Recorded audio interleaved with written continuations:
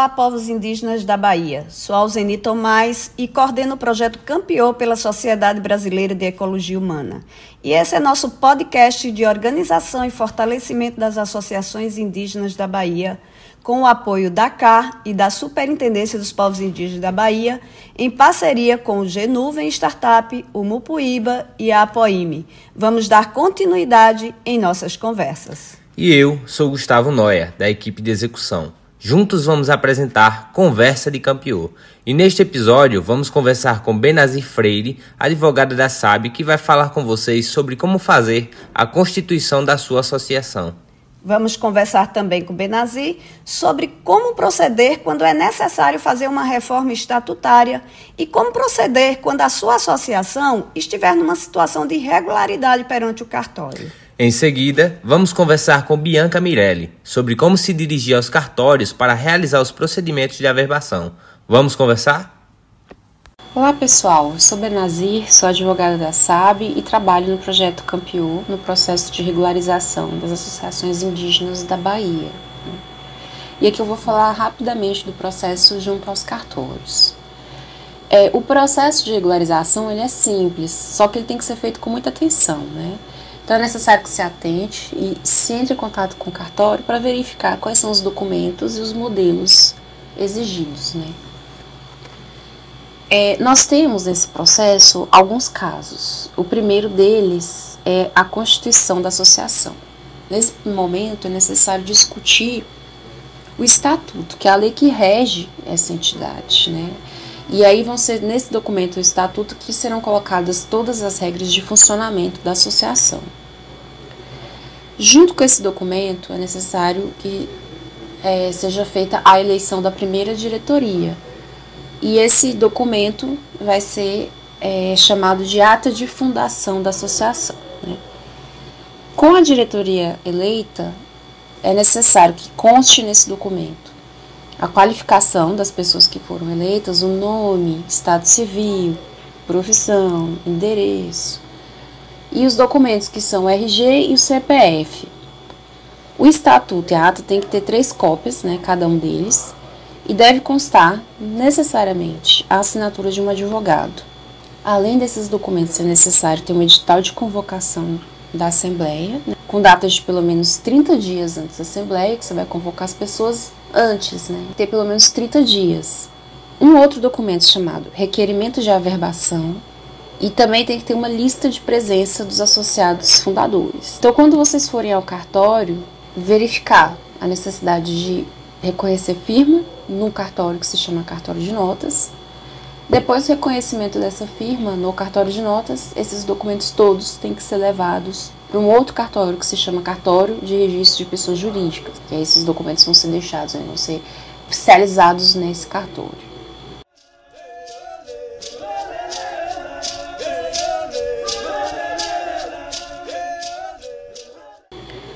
O segundo caso ele é parecido com o primeiro, né, que é quando a associação ela já existe, mas é preciso fazer alguma reforma do estatuto. Aí faz a reforma do estatuto, debate, faz a reforma do estatuto. Se já tiver no processo eleitoral, muito bom, né, porque já faz a nova eleição, já elege a nova diretoria, já consta os nomes e os dados dos novos eleitos, né, e aí segue as instruções anteriores. No segundo código de normas, que rege os cartórios, não é necessária assinatura de advogado, mas é bom sempre ficar consultando o cartório, né? Consultar o cartório para verificar a necessidade ou algum outro documento.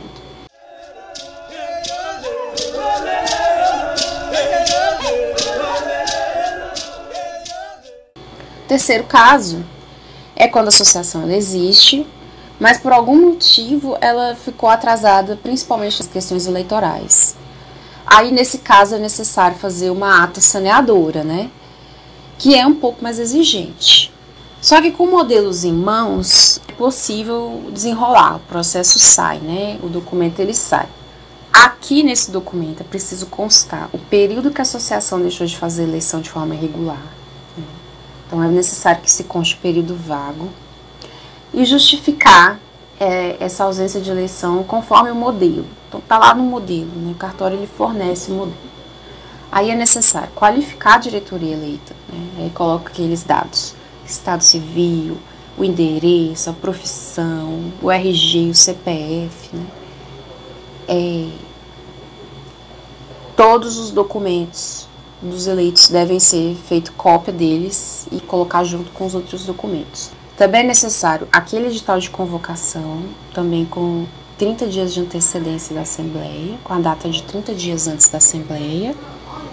Só que esse documento da ata saneadora, ele exige a assinatura de pelo menos 1/5 ou 2/5 dos sócios fundadores. E aí isso vai depender sempre da forma como estiver no estatuto, né? Então é bom sempre verificar. Além disso, tem que ter um documento chamado requerimento de averbação, né? Um documento pedindo a averbação do cartório desses documentos da ata saneadora, também assinado por 1/5 dos associados.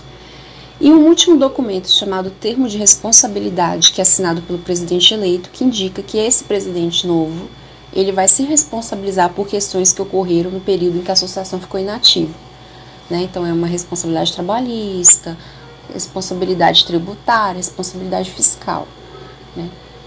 Junto com todos esses documentos também é necessária a lista de presentes, a lista dos presentes da Assembleia, né? As pessoas que foram nessa Assembleia de eleição dessa ata saneadora, né?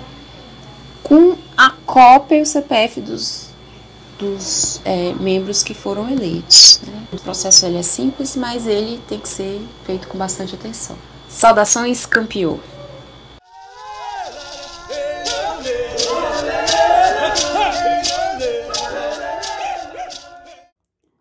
Olá pessoal, meu nome é Bianca Araújo e sou membro da SAB, Sociedade Brasileira de Ecologia Humana, onde faço parte da equipe executora do projeto Campeô. Hoje estou aqui para falar um pouco sobre alguns pontos relacionados aos cartórios. A primeira coisa que gostaria de destacar para vocês é que quando falamos em regularização de associação, estamos tratando de burocracias semelhantes a uma empresa.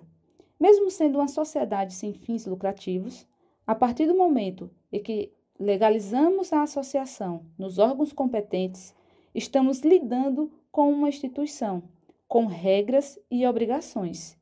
Entre essas obrigações estão os procedimentos cartoriais. Para entender os procedimentos, precisamos saber que existem 7 tipos de cartórios extrajudiciais no Brasil, cada um com um papel fundamental na segurança jurídica da sociedade.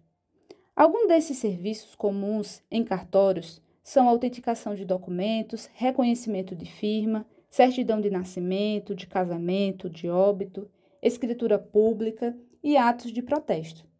Cada um desses serviços é realizado em um tipo específico de cartório.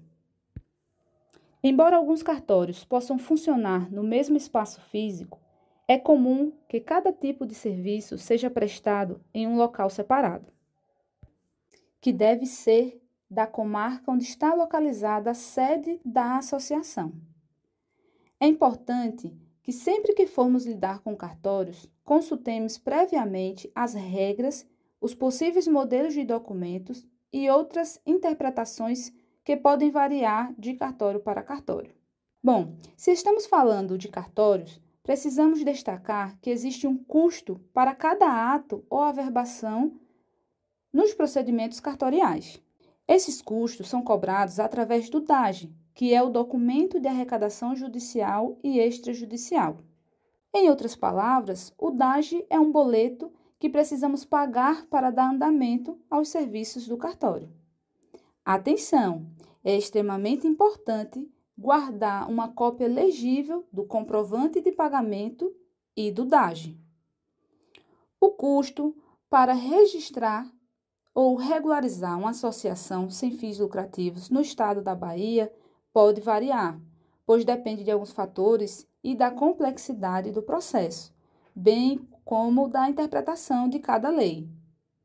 O Cartório de Registro Civil de Pessoas Jurídicas cobra taxas pelos serviços de registro ou averbações, que incluem o registro do estatuto, a ata da eleição, da diretoria e anotações e outras alterações.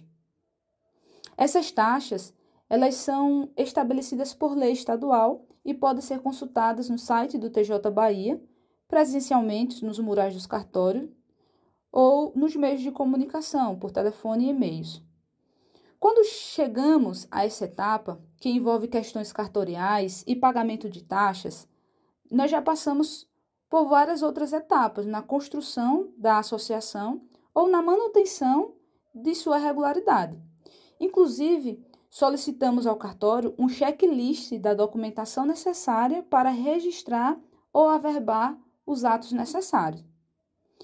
Embora cada cartório possa seguir passos diferentes nesses processos, nós encontramos semelhanças, que é quando é feito um pagamento de undagem no cartório, é necessário entregar o comprovante de pagamento ao cartório juntamente com a documentação solicitada no checklist. O cartório irá gerar um protocolo com algumas informações importantes, contendo o prazo da devolutiva da análise e a lista de documentos entregues. É importante conferir atentamente se está em conformidade com o que foi entregue. No prazo estipulado, é preciso retornar ao cartório, apresentando o protocolo entregue anteriormente, e assim terá o resultado do serviço, que pode ser uma nota de exigência, caso haja alguma pendência, ou o próprio ato de registro, caso esteja tudo em conformidade. É importante atentar para o ato praticado, que será anexado à documentação apresentada no cartório e devolvido devidamente carimbado e assinado pelo responsável. Até aqui tratamos de cartório de registro civil de pessoas jurídicas. Caso seja necessário reconhecer, firma ou autenticar um documento, isso será feito no cartório de notas.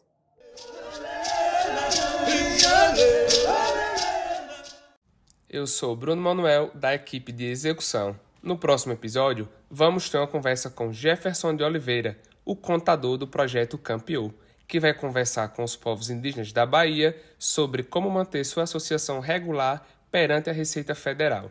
Esperamos que este episódio ajude na sua formação. A equipe da Sábia está à sua disposição. Abraços, Campeou!